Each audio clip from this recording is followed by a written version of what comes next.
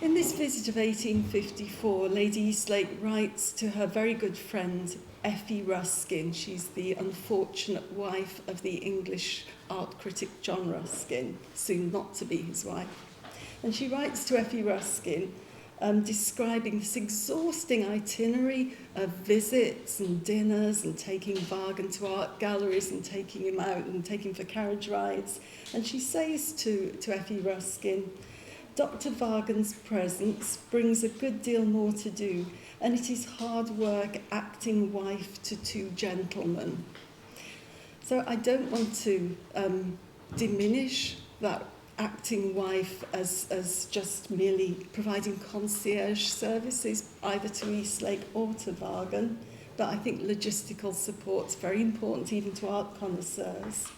But I do think her quip about acting wife to both Waagen and Eastlake resonates for a number of reasons that I hope to explore this afternoon. At the very least today, I hope to illuminate the part that Lady Eastlake played in Gustav Waagen's scholarship and also in his critical afterlife. That's what happens to his reputation once he's died. I also want to assess, if I've got the time, Lady Eastlake's role beyond her mere adjutancy. That's her help for Waagen or to Eastlake. But I think, first of all, I probably need to briefly introduce her ladyship. So you're looking at Sir Charles and Lady Eastlake. I like to think this is a scaled view of them because Lady Eastlake was very tall and Sir Charles Eastlake was not so tall. So I don't know whether this was a common sitting, but in these cartes de visite we see her looming over her very spare and compact husband. She was born Elizabeth Rigby in 1809 and she married Charles Eastlake in 1849. So for half of her life, she's not Eastlake's wife. I think that's quite significant. And at the time of her marriage, she was quite established in the British scholarly landscape as what I'm going to call a pundit. I don't know if pundit translates. Pundit means somebody who provides sound bites or opinions on topical matters. She was probably a pundit for what I would consider the equivalent of the newspapers of her day, that's the periodical press. She expressed her views on cultural matters for a very leading periodical which all eminent Victorians read, called the Quarterly Review. And she had quite a literary slant to her interests, so she wrote very famous reviews on books and artists. So perhaps in England she's best known as somebody who wrote a terrible review of Charlotte Bronte's Jane Eyre, which was unforgiving. So as she's an established pundit, writer, literary kind of opinion-forming critic, but she marries Eastlake when she's almost 40 years old, and she takes up permanent residence in Eastlake's world. And I think her interests are shifting at this point and are diverted towards art and particularly the cultural management of art history. Before and during her marriage, I think it's also important to say that Lady Eastlake was a keen and competent artist. I'm showing you some examples here of works that she sketched after her drawings from Old Master paintings. She produced numerous portraits, topographical studies, and these some of these were collected in an album which Susanna, Avery Quash and I were very fortunate to, I don't know, we discovered. We were presented with this album back in 2013, and we were able to identify its contents, and we've published an article on the contents of this album. Some of the drawings in this album are drawings after Old Master paintings. There are around 20 in the album. And what's interesting, I think, for Susanna and I is that Sir Charles Eastlake, in his notebooks, refers sometimes to Lady Eastlake's drawings. So he doesn't bother to describe something, he'll say, see E's drawing, which means that she's provided, again, concierge services, logistical support to provide him with the drawings for his aide memoir. I think there are a couple of Palma Vecchios in these albums, and we can see a direct correlation between her drawings and what Eastlake says in his notebooks. The next important thing you need to know about Lady Eastlake is that the Eastlakes as an entity, Sir Charles and Lady Eastlake, also owned a very significant collection of old master paintings, which they collected. Some of them Sir Charles already owned, and some he acquired during his marriage. Whether Lady Eastlake was significant in his selection of paintings, we don't know. He just had a lot more money in the 1850s because he was very well paid as both the director of the National Gallery and the president of the Royal Academy. So he drew a double salary in the 1850s, and he was able to divert some of his funds to this montage of paintings that you see behind me. Lady Eastlake, perhaps I should say actually, Susanna has catalogued the Eastlake collection in its entirety. It's a very interesting publication, which I think is possibly open access from the British Art Journal, and that you can look at their complete collection. I'd like to say a little bit about their tastes in art, because I think it's probably significant for Lady Eastlake's Kindred connoisseurship. She shared Sir Charles's tastes. They both favoured the Tuscan school. Lady Eastlake advised a friend who was visiting Florence. She said, "Try and fill your heart, especially with the grandeur of the great four." Guess who the great four are? Botticelli, Ghirlandaio, Fra Filippo Lippi, and Filippino Lippi. That's the great four as far as she's concerned. But there's one artist who eclipses the great four, and it won't be a surprise if she says above the great four she placed Raphael. It's always a pleasure to find yourself preferring the best. Raphael I come back to. So if you've got strong taste, and Lady Eastlake does have very strong, she's highly opinionated, she certainly doesn't express herself immodestly, she has very trenchant opinions, and you have to have something you don't like. It may or may not surprise you to know she didn't like Michelangelo. Let me give you a few examples. I don't care, this is her quoting, I don't care for his Etruscan extravagance of muscle and action, and never feel the humanity of his works, still less their divinity. She went to the Vatican in 1858, and her encounter with the Sistine Chapel, she said, "It is art at its lowest vulgarity, when the artist can only invent things bigger and odder than those before him." Eastlake doesn't really like Michelangelo either, but we don't know this very well from Eastlake's writings. We get it from a friend. A friend says to us that Michelangelo, was repugnant to Charles Eastlake's mild and measured being. But because Sir Charles is the connoisseur and Lady Eastlake is the critic, or the opinion-forming critic, Eastlake doesn't deposit his opinions. He might offer up his judgments about attribution, but it's Lady Eastlake who's a taste-maker. And I think that's a significant aspect of her punditry, and one which I think will inform her work with Waagen. Just to set the scene a little more, I'm showing you number 7 Fitzroy Square in London. Yes, that is my fuzzy head in the middle of the slide, and you might just see Susanna. I'm opening the door of number 7 Fitzroy Square and pretending to be Lady Eastlake, letting Susanna into number 7. This is because Susanna and I a few years ago gate crashed, you know, that expression, we broke in. We did actually break into 7 Fitzroy Square whilst it was being converted to apartments. We'd always wanted to go in, and we'd never been able to get in because it was in a private commercial company. And we just wandered in, the builders let us in, and we went all around kind of, oh, this is the room where, and this is where, and this happened here. So I share these slides of Susanna and I essentially sort of doing illegal activity, I think this has been recorded, but entering into the premises of Sir Charles and Lady Eastlake.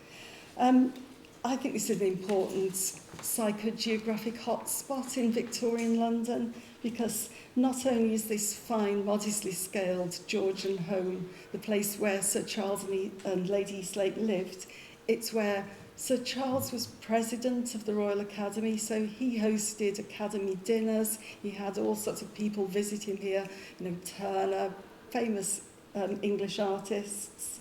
It's also the place where in 1848 the Arundel Society was formed. It came together and was formed in number 7 Fitzroy Square. And of course, it's probably here that Eastlake had his studio at the back. It's been demolished now, and perhaps some of the paintings that he collected went in and out of his studio. Certainly the rooms of number 7 Fitzroy Square were filled with a dazzling array of old master paintings, which probably rivaled the original Angustine art gallery that the National Gallery stemmed from for the richness and density of works of art. But of course, as I've already said, this is also the headquarters of Gustav Waagen. This is where Gustav Waagen stays. I like to think it was on the 2nd floor. I don't know. Susanna and I conjectured about this. We wondered where Waagen stayed. We suspect, one of the bedrooms, which is now converted into flats.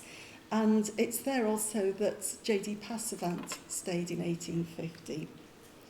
So Lady Eastlake first met Gustav Waagen in 1850. We can be very clear about that. His visit to London overlapped with that of Johann David Passavant, who was also staying with the Eastlakes. The Eastlakes very amusingly struggled to get along with Passavant. They found him fussy and difficult, wearing a big dressing gown for dinner, which they didn't like. She says, "His ways astonish my husband but amuse me." But they loved Waagen, and I'm not using love lightly. I think there was a very sort of triangulated, fond love relationship between the three of them. Let me quote Lady Eastlake on this visit of Waagen in 1850, because she puts into print there what she thinks about him. "Dr. Waagen is a most intelligent, clever, witty old gentleman." I'm not sure he's that old, but she was calling him old. "Full of mimicry and drollery, and more well-bred than most Germans." I'm very sorry, but she doesn't like Germans, and you don't have to read very far in her letters to realise she doesn't. "He speaks English very imperfectly, but is inventive and original, and always makes himself understood, which Passavant never does. And also he understands us." So I think this mutual understanding between Waagen and the Eastlakes isn't just linguistic. You might think it is there. Lady Eastlake spoke German well. She'd lived in Heidelberg as a young woman, and 3 of her sisters were married to Estonian, German-speaking Estonians. So she had very good conversational German. Eastlake probably had more formal German, but between them they triangulated their understanding.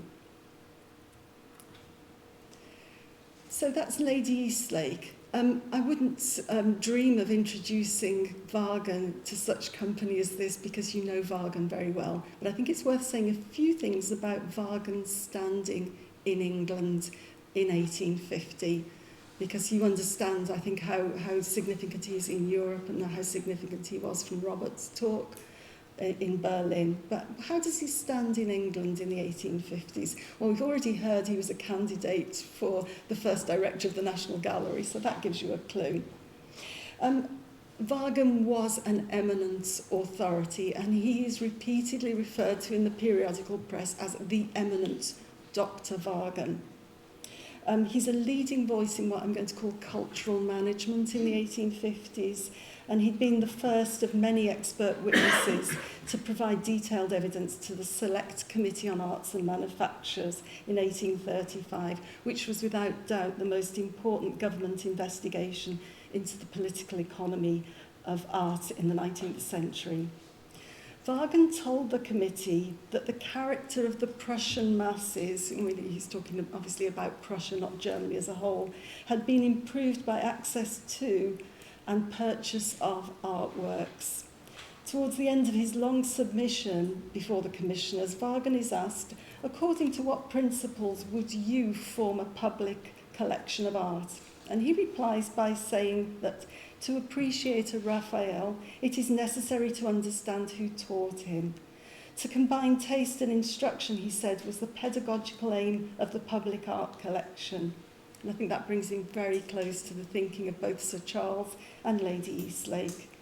The coordinating points of Waagen's principles are genius, mastery, and environment, attributes that would later be deployed by Lady Eastlake, whose version of the canon was also coloured by ideas of character, attainment, and historical development. And you could read more about that if you wished in my explanation of the critical schema of her work on Lady Eastlake and the characteristics of the Old Masters.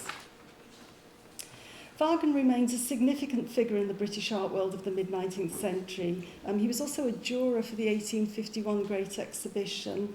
You know he was lined up to be potentially a candidate for the National Gallery role.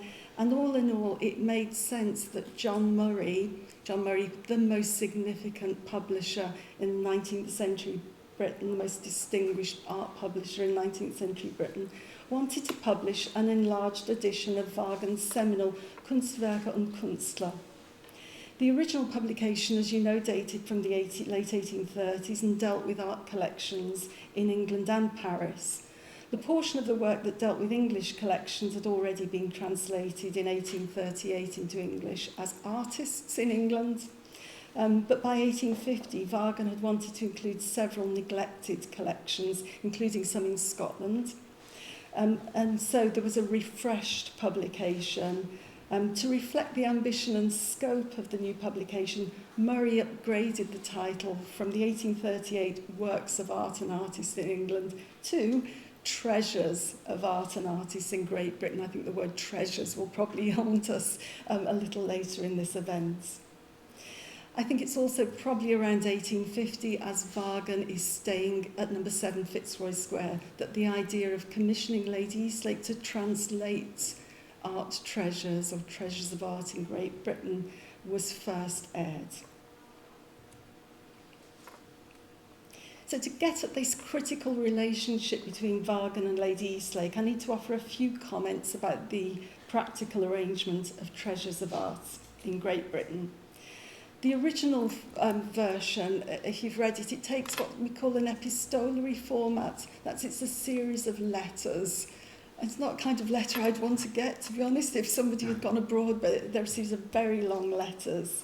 Lady Eastlake had already produced her own epistolary account of a visit to Estonia in the 1830s. So both Waagen and Lady Eastlake were used to the format or the conceit of writing letters to explain an experience of something like an art collection or a foreign country.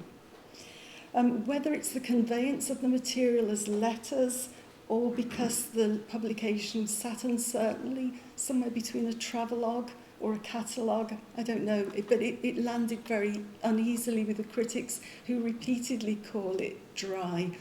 And I'm so grateful to Susanna today that she's also described Eastlake's work as dry, because that's another term like treasures that's going to haunt us today.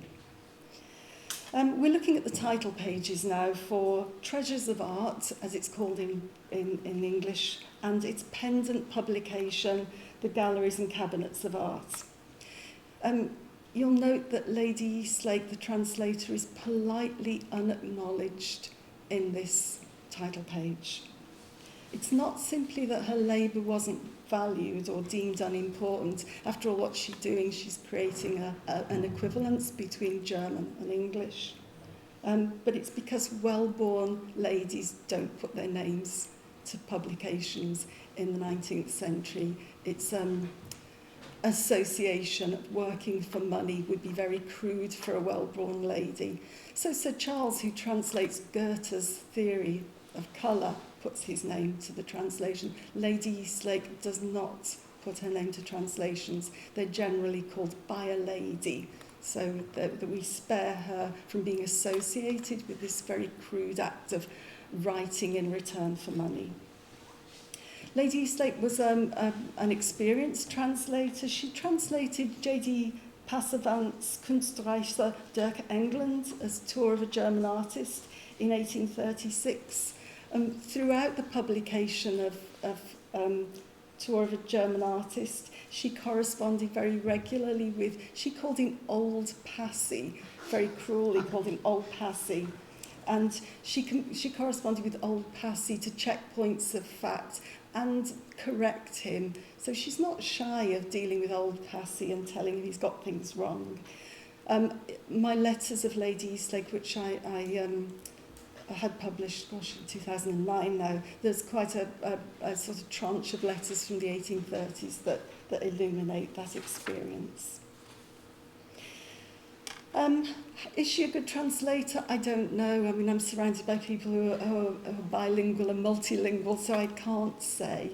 But I do know that her work on Passavant has been very ill-received and regarded as, at one point, somebody called it a slatternly translation, which I assume means it's not a very good translation.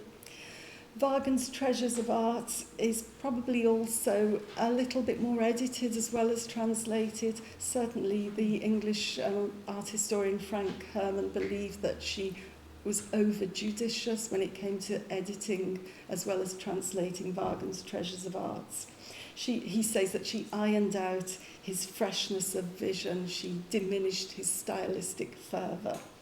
Why did she do this? Well, I think Lady Eastlake is fabled for her very clear diction.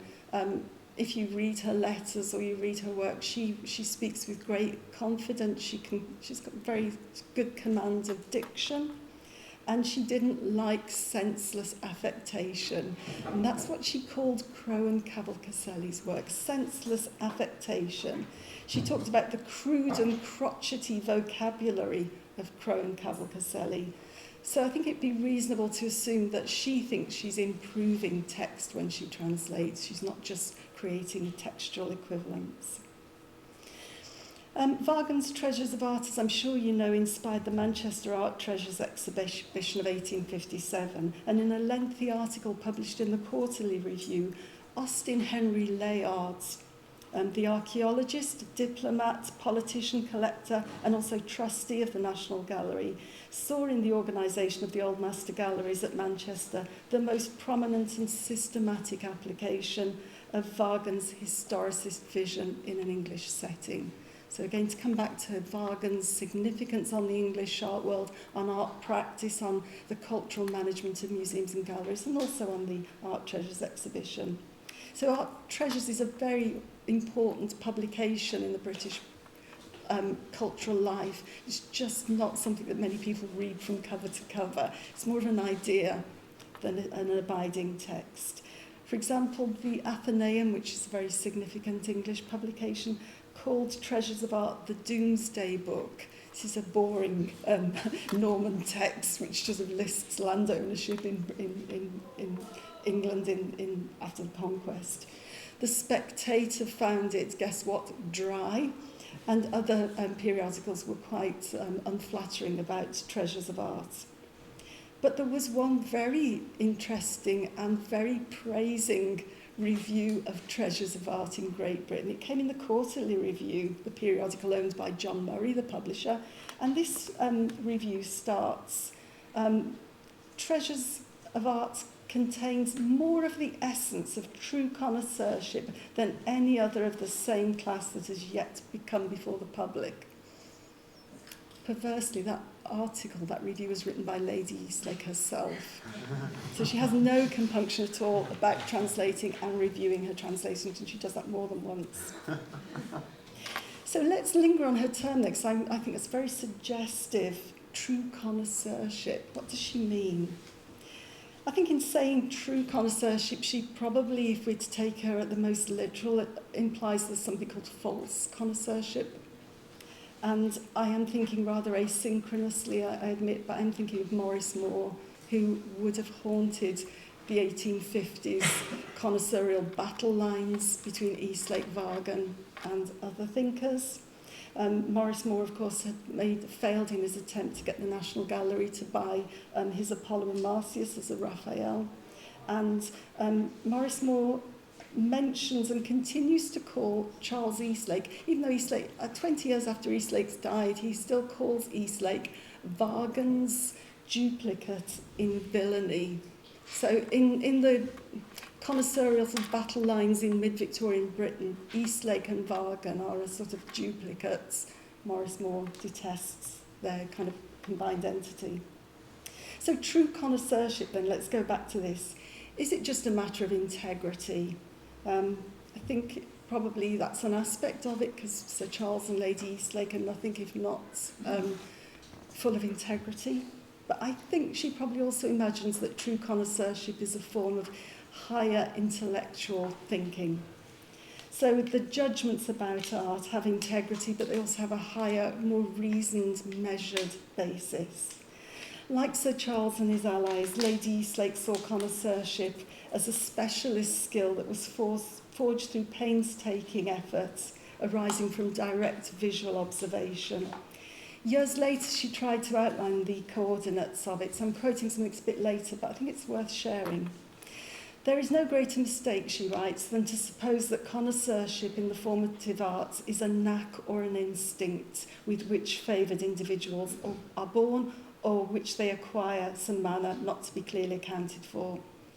On the contrary, if there be any study in life in which the gift of ardent enthusiasm will do little without unwearied diligence, sound sense and true humility, it is preeminently that study of the outward form of a mysterious inward poetry nowadays talked about and written about with more or less truth and eloquence, ignorance, folly and bad temper, under the hackneyed but ever glorious name of art.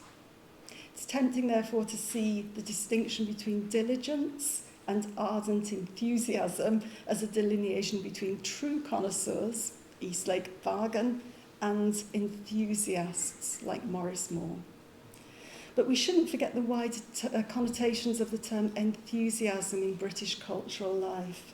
Enthusiasm was a type of behaviour, cultural, social, it could even be political, that's unpredictable, irrational, and therefore dangerous, a chronic failure of balance between character and attainment. These are the very values which, as we'll see, Lady Eastlake and Waagen admired as the true sources of Old Master work.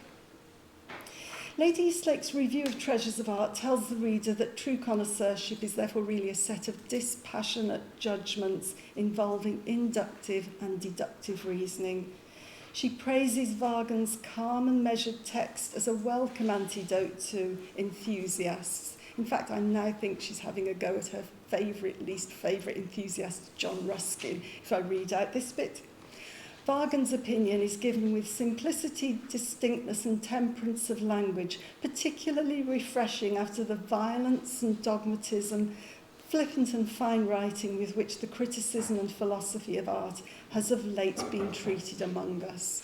That's got to be, she didn't like Ruskin for a number of reasons, and I think that's pretty much a very sly dig at Ruskin.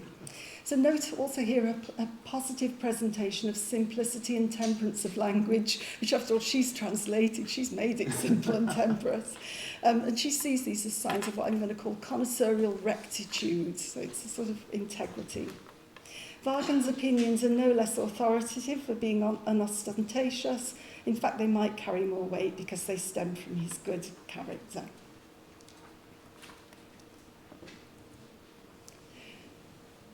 I'd like to next look, if I may, at her next translation of Waagen, which is her translation of his Handbook of Painting. I'm saying his, it's actually always Kugler's Handbook of Painting, the German, Flemish and Dutch schools, based on the work of Kugler and, of course, enlarged and revised by Dr. Waagen. In here, I think Lady Eastlake is now assisting Waagen in what I'm going to call some more of a composite scholarship or connoisseurship. So I'd like to think about this handbook as an integrated and dynamic whole. It begins with, and I'm not going to spend a great deal of time quoting from her letters, but I think it's important to note that Waagen is very unhappy about his placement on this title page in the translation phase. So Lady Eastlake not only acts as a translator for his work on Franz Kugler's German, Flemish and Dutch schools, she's also an intermediary with the publisher John Murray. So here's a good thing. This shows what sort of services she provides, the concierge service and the intellectual service. She's writing to Murray in 1860. May I request you to order a fresh set of proofs to be sent to me under the edition of Kugler's German-Flemish Handbook, up to page 74. I want to send Waagen a complete set of proofs. I have no duplicates. He is very unhappy about the books not being under his name.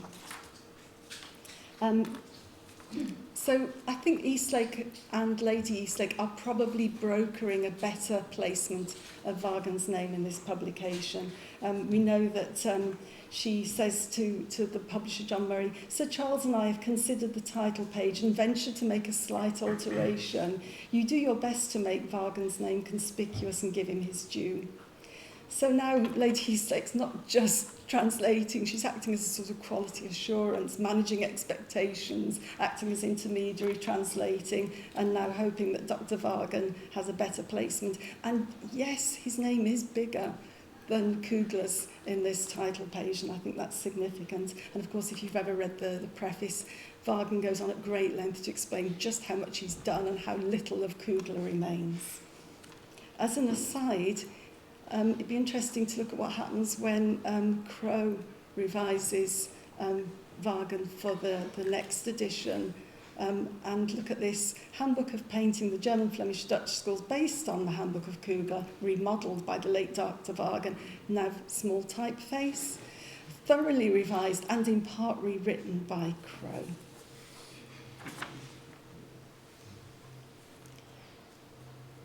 So to finish, I'd like to look at what I'd call a more consolidated illustration of the kindred connoisseurship between Lady Eastlake and Waagen.